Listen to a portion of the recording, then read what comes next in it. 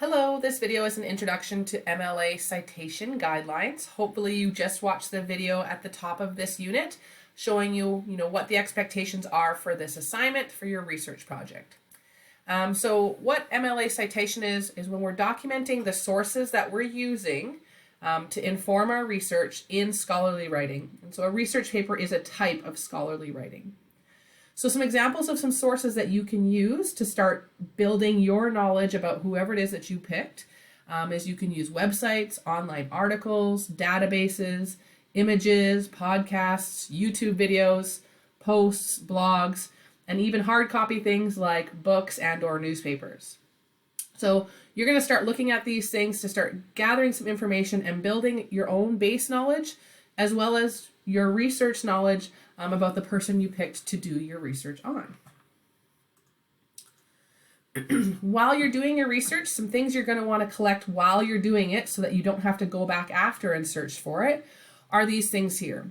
We're going to need some of this information to do our citations, so it's better to grab it as you're looking at your information and learning what you're learning about your author. So you're going to want to collect the author of whatever it is that you're looking at, of the web page, of the YouTube video, or any of those things, the title, the website name, the web page URL, the date it was published if we know that, the date you accessed it, so what date did you find that information, and if you're looking at something like a YouTube video, okay, well, between what time and what time in that video did you find that information that you're recording? You will not find all of these things for all of the different types of sources, but you're going to want to find as much of this as you can so that when it comes time to build a citation, you'll have that information at hand and ready to go. So you're being asked to do two different types of citations in this assignment. The first type of citation is called an in-text citation, and the second type of citation is called a full-text citation. So within your research paper, within your paragraphs, after specific sentences, if that sentence is either a direct quote or if it's a paraphrase of your research. So you've read maybe a full paragraph and you've rewritten that into two sentences that you've paraphrased, but you had to look at that paragraph to write that paraphrased sentence, you're going to use an in-text citation. So this is what an in-text citation looks like. Here comes the sentence, and at the end of the sentence, I'm in brackets, and I'm going to put in the title, in this case, for the podcast that I'm talking about here. I'm going to put in the title to say, this is where I got this information for this sentence. Okay?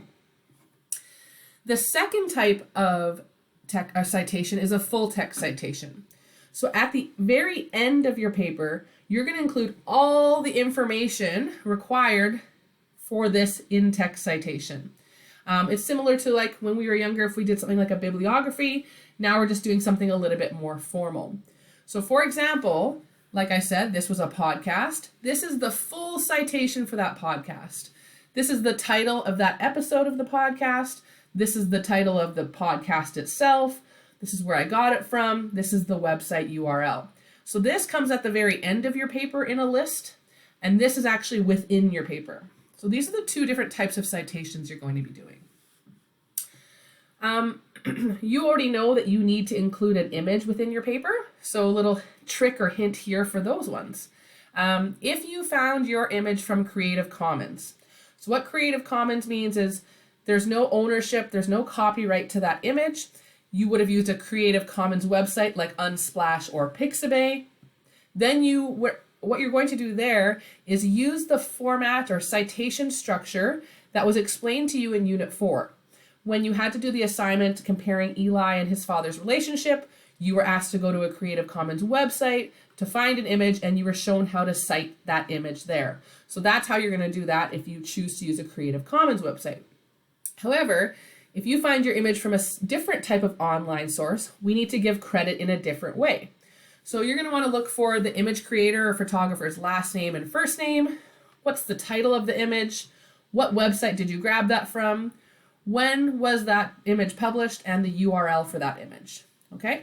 Now, if we don't have a last name or first name, you would just not include it. Okay. So these are best case scenario. If you have all of this information, excellent. If you don't, then you just don't include it.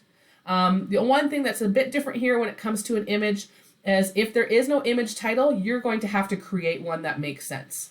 Okay.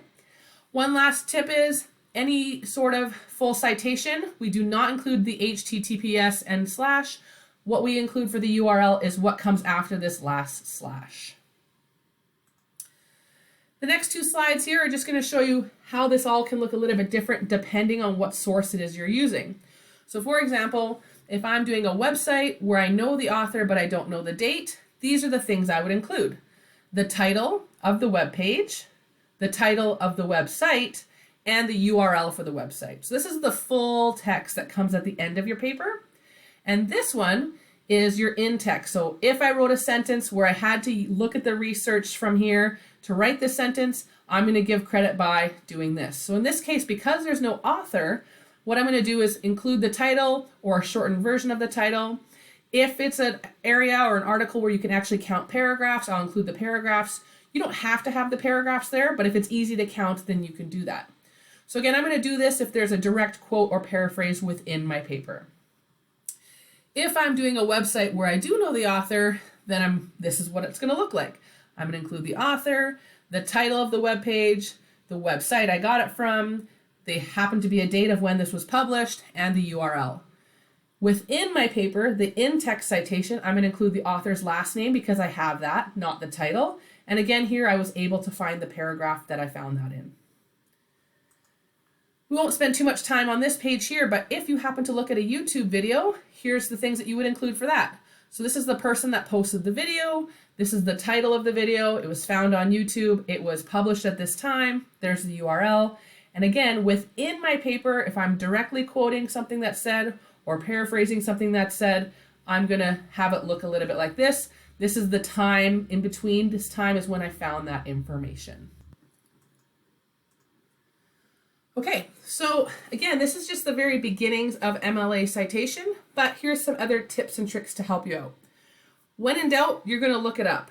So you can Google search how to MLA cite a blank. So I'm going to show you what that would look like here towards the end of the video. You can check out the MLA Purdue OWL, and they even have a generator there that is somewhat useful, so I'll show you both of those. Or you can talk to our wonderful librarians at Norquest, go to their MLA research website, go there in person and ask them for help, and they can help you out with this process as well. So I have an example here. This has nothing to do with a persuasive or satirical writer, but just showing you, this is what a paragraph might look like when we're writing a research paper. So I have an image here. I've included the the author who's created, or the photographer who has taken this image. Included his last name. If I didn't know who it was, again, I would have to just title this. So I might title it Kevin Durant dunking or something like that. Then I'm going to look at this first sentence. So this first sentence, you'll notice, is not in quotations. So that tells me it's not a direct quote. I've just taken some information. I've written it out in a sentence, but I had to look at my research to get that date. So that tells me that that is not a part of my knowledge. So I have to give credit to where I found that information. So I found it on this website that was titled Kevin Durant. Okay. You'll notice that at the end of the sentence, there's no period. I open up my parenthesis, put in the title, close it, and then I put my period at the end of the parenthesis.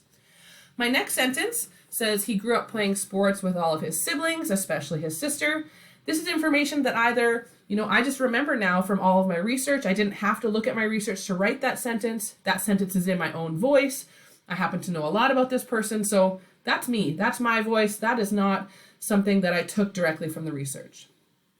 The next sentence is a direct quote from the webpage. In 2007, after just 1 year of college basketball, he was drafted into the NBA to the Seattle Supersonics. So again, I directly quoted that. So I got it from this specific website, which is the title here. The next sentence, again, this is my own knowledge. I knew this, so I don't have to cite this.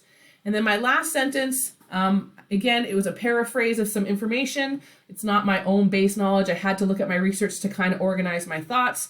And it came from this person, Costley, who wrote this article. Okay, so this is what it's going to look like with in-text citation.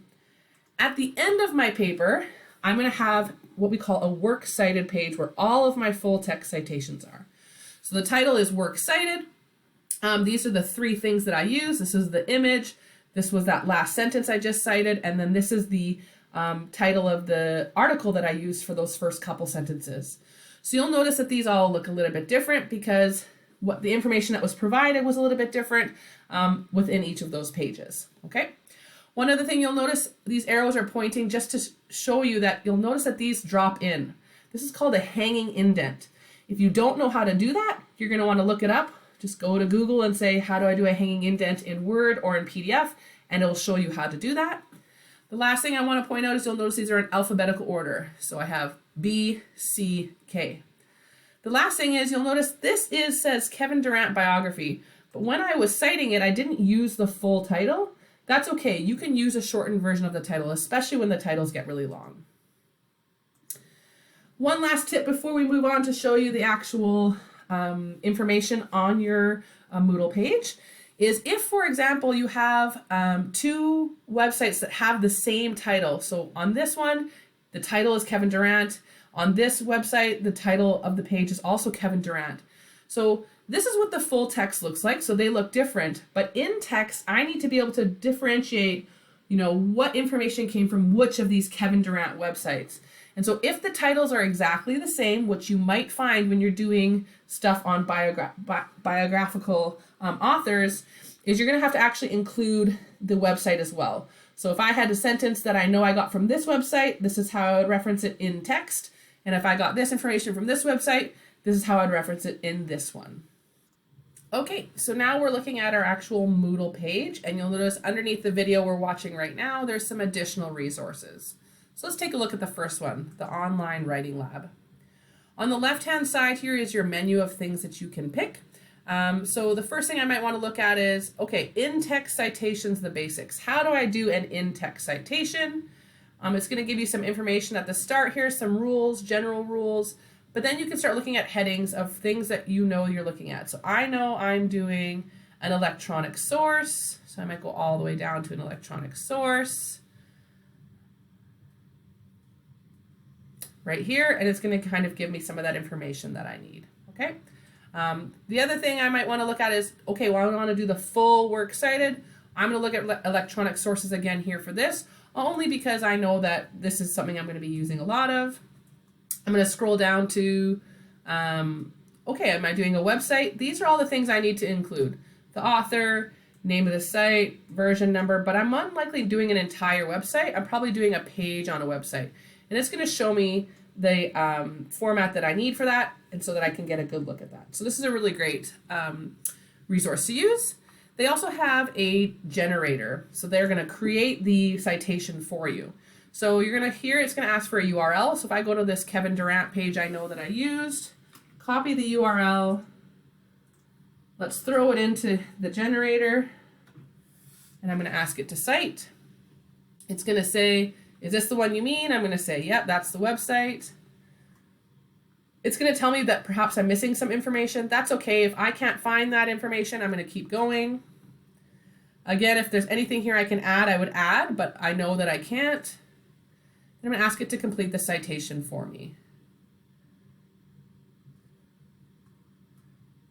Okay, and so it's going to show me, here, this is what your citation should look like. One thing to keep in mind is that this is not always totally correct. For example, it has the HTTPS. I know I'm going to need to take that out, but it's going to have put everything else together for me, so that looks really great. Okay. Also on here is the Norquest MLA Research Guide and Resources. So lots of information here. You can chat with a librarian. You can go in and meet with a librarian, and they can help you out. We also have their own instructional video, which is great. But the last thing I want to show you is when in doubt, Google it. So for example, how do I MLA cite? That's how you want to always start it. For example, a comment on an Instagram post. So if I search that, it's going to tell me the exact format I need. Last name, first name, or the username, and the handle. The first few words on that post, Instagram, the day, month, year it was posted, and the URL.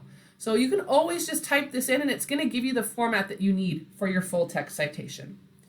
So hopefully all this information is just going to help you get started. If you have any questions about anything that's a little bit tricky, reach out to an instructor or a Norquest librarian. But other than that, good luck doing your research, and good luck with your in-text and full text citation.